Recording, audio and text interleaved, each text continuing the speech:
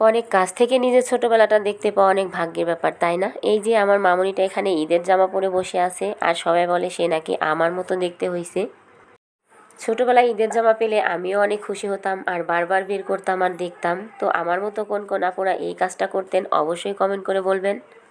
প্রতিদিন সে 10টার সময় ঘুম থেকে উঠলেও আজকে কিন্তু সে একদমই সকাল সকাল উঠে পড়েছে, ভেবেছে আম্মুকে একদমই কাজ করতে দেব না। প্রথমে যে ড্রেসটা পরা ছিল সেটা তার খালামণি দিয়েছে তাকে ঈদ উপলক্ষে, এটাও তার খালামণি দিয়েছে। আর এই তো এই ড্রেসটা তাকে দিয়েছে তার নানুমণি। এবার তার জীবনের প্রথম ঈদ, আর সে ঈদ উপলক্ষে সবার কাছ থেকে, তার আপনজনদের কাছ থেকে অনেক গিফট পেয়েছে। আর এই জামাটাও তার নানুমণি তাকে গিফট করেছে। জামা পরে সে তো ভীষণ খুশি, আমাদেরকে টাটা দিয়ে বাই বাই বলে চলে যাবে। সে ভেবেছে যে জামা পরেছে আমাকে নিয়ে বাইরে বের হবে। এই তো অনেকগুলো ড্রেস তাকে একটু পরিয়ে পরিয়ে ট্রায়াল করে দেখলাম যে কোন জামাটাতে তাকে বেশ ভালো লাগে। আর এই জামাটা দিয়েছে তার বাবা। আসলে যার কাছ থেকে যাই পাক না কেন, বাবার দেয়া গিফট কিন্তু মেয়েদের কাছে সব থেকে বেশি প্রিয় হয় আর অনেক ভালো লাগার জিনিস হয়। সবটা পরিবারে গেলে শুনতে হয় মেয়েরা নাকি বাবাকে বেশি ভালোবাসে আর বাবারা নাকি মেয়েদেরকে বেশি ভালোবাসে। এই জামাটা সে তার বাবার কাছ থেকে পেয়েছে, এটাও তার বাবাই তাকে দিয়েছে আর পছন্দ করেছে তার ভাইয়া। তারপরেই তো এই হচ্ছে তার ঈদের সবগুলো ড্রেস। বড়দের জামার থেকে ছোটদের জামাগুলো অনেক সুন্দর হয়, তাই না? তারপরেই তো মামনিকে একটু ঠান্ডা করে চলে আসলাম এখন রান্নাঘরে রান্না করার জন্য। ঈদের দিনে প্রথমে আমি এখানে সেমাই রান্না করব, কারণ মিষ্টি খেয়ে তারপর নামাজে যাবে স্বচ্ছ আর স্বচ্ছর বাবা। সেমাইটা আমি একটু ভেজে নিয়েছিলাম হালকা করে, এতে করে সুন্দর রান্না হয় আর সেমাইটা দুধের মধ্যে ভেঙে যায় না। এই তো সেমাইটা রান্না করে এখানে আমি খিচুড়ির জন্য ডালটা ভেজে নিলাম। তারপর এদিকে এই যে নামাজেরও সময় হয়ে গেছে, আর ভাবলাম ওদেরকে একটু মিষ্টিটা দিয়ে আসি।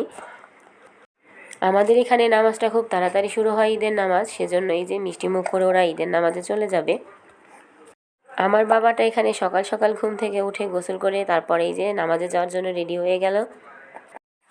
দুজন মিলে নামাজে চলে গেছে, এই ফাঁকে আমি চলে আসলাম আমার মেয়েকে নিয়ে রান্না করতে। আর এখানে আমি খিচুড়িটা রাইস কুকারে মেখে তারপর বসিয়ে দিলাম। তারপর এখানে গরুর মাংস ধুয়ে রেখেছিলাম, সেটাই এখন রান্না করে নেব। আর আজকে মাংসটা আমি হাতে মেখে রান্না করব। তো প্রথমে দিয়ে দিলাম পেঁয়াজ কুচি। বাবুকে নিয়ে অনেকটা সময় ভরে রান্না করতে পারবো না, সেজন্য ভাবলাম যে মাখিয়ে তারপর চুলায় বসিয়ে দেই। তারপরে এই যে আদা বাটা, তারপর রসুন বাটা আর একে একে সব গুঁড়া মশলা দিয়ে দিলাম। লাল মরিচের গুঁড়াটা আমি একটু বেশি পরিমাণে দিয়েছি, কারণ মাংসের ঝাল না হলে আমার কাছে খেতে ভালো লাগে না। তারপরে খাবো হচ্ছে খিচুড়ির সঙ্গে। মাংসটা সুন্দরভাবে মেখে ঢাকনা দিয়ে ঢেকে কিছুক্ষণ জাল করে একটু কষিয়ে নেব। আমি কিন্তু একদমই মাংসে পানি দেই নাই। তারপর কিছু আস্ত কাঁচামরিচও দিয়ে দিলাম। এই তো মাংসটাতে আমি ঝোল দিয়ে তারপর হচ্ছে ঢাকনা দিয়ে ঢেকে দিয়েছি। আর এদিকে একটু সালাদ করে নিয়েছি, ওদিকে তো নামাজ শেষ হয়ে গেলে বাসায় চলে আসলে খেতেও দিতে হবে।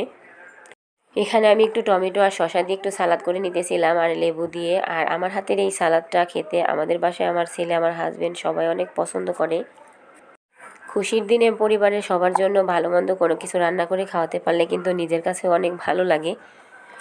তারপর এই তো রাইস কুকারে যে খিচুড়ি বসিয়ে দিয়েছিলাম, খিচুড়িটাও অনেক সুন্দরভাবে হয়ে গেছে। আর এই তো এদিকে আমি পোলাও বসিয়েছিলাম, পোলাওটাও হয়ে গেছে। গরুর মাংসে যেহেতু মশলা বেশি থাকে, সেজন্য আমি পোলাওতে বেশি পরিমাণে তেল ব্যবহার করিনি, একদমই সাদা করে ঝরঝরে করে রান্না করে নিয়েছি। নামাজ শেষে সবাই বাসায় চলে এসেছে, এদিকে আমার খাবারও রেডি হয়ে গেছে, সবাইকে খেতেও দিয়ে দিলাম। আর এই তো সবার খাওয়া দাওয়া শেষ, এখন আমি খেতে বসলাম। আজকের খিচুড়িটা রান্না এত সুন্দর হয়েছিল, নিজে রান্না করছি বলে বলছি না, আসলে অনেক মজা হয়েছিল। তো নিজেই খিচুড়িটাই খেয়ে নিলাম।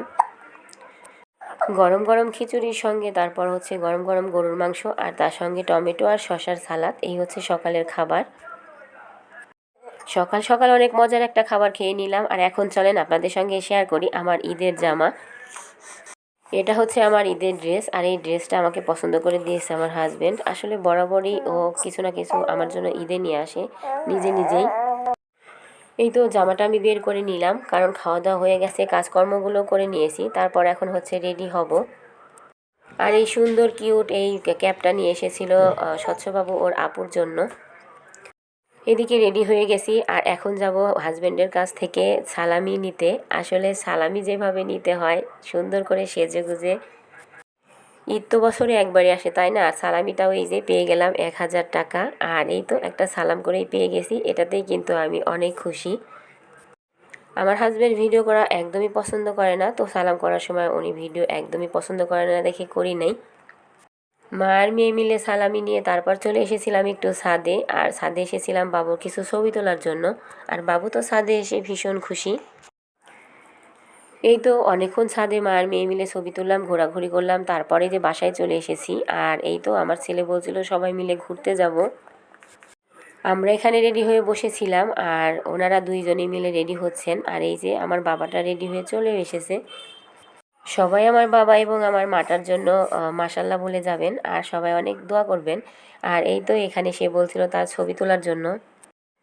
আসলে ঈদের আনন্দ কিন্তু বড়দের থেকে ছোটদের মুখে বেশি ফুটে ওঠে, আর এই আনন্দটা কিন্তু বড় হবার পর আর পাওয়াই যায় না। ঘুরতে বের হয়েছি আর হঠাৎ করে বৃষ্টি চলে এসেছে, আর কি আর করা, ঘরে বসে এখানে মেহেদি পরছিলাম। মেহেদিটা আমি দিতেই পারি না, তারপরে এই যে একটু দিয়ে নিলাম। কেমন হয়েছে জানি না, কখনো নিজে নিজে মেহেদি পরি না, তো এখন বৃষ্টির মধ্যে কি করব, এটাই করছিলাম বসে বসে। তো আজ এ পর্যন্তই, সবাই ভালো থাকবেন, সুস্থ থাকবেন। সবাই মেহেদি পরে চাঁদ রাতে, আর আমি পড়ছি আজকে ঈদের দিন বিকেলে। তো এই তো, আল্লাহ হাফেজ।